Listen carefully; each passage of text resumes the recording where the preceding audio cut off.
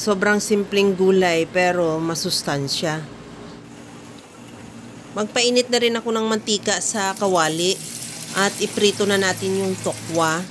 Bali isang black yan.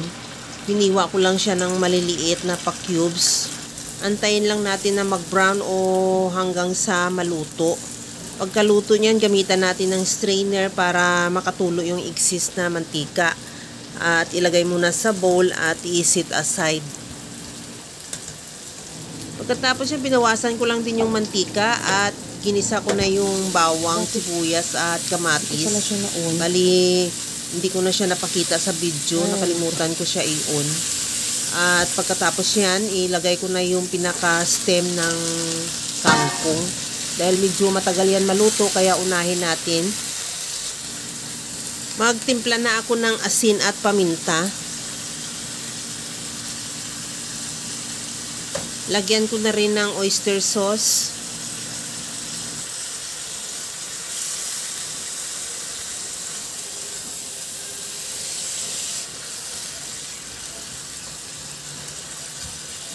Takpan ko muna yan hanggang sa maluto lang. Sa puntong ito, luto na yung pinaka-stem ng ating kangkong. Ilagay ko na yung dahon. Takpan ko muna yan para medyo mag-subside lang yung dahon o medyo maluto lang siya ng bahagya.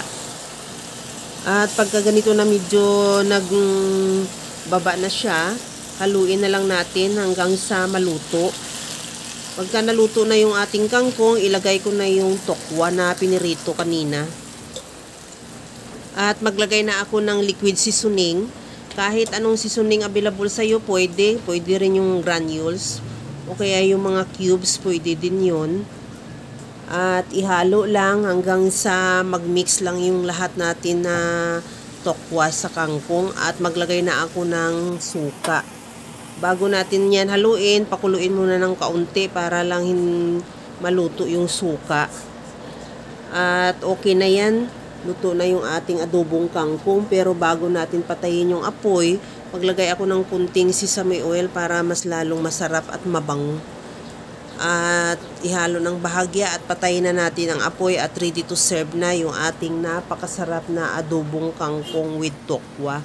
Kaya mga kalasa, kung nagustuhan mo yung ating video, please like na lang at pakishare na rin sa inyong mga friends. At kung bago ka pa lang sa aking channel, subscribe na at i-click mo na rin ang bell button para sa mga notification. Okay na to, hanggang sa muli mga kalasa. Thank you for watching. Bye-bye!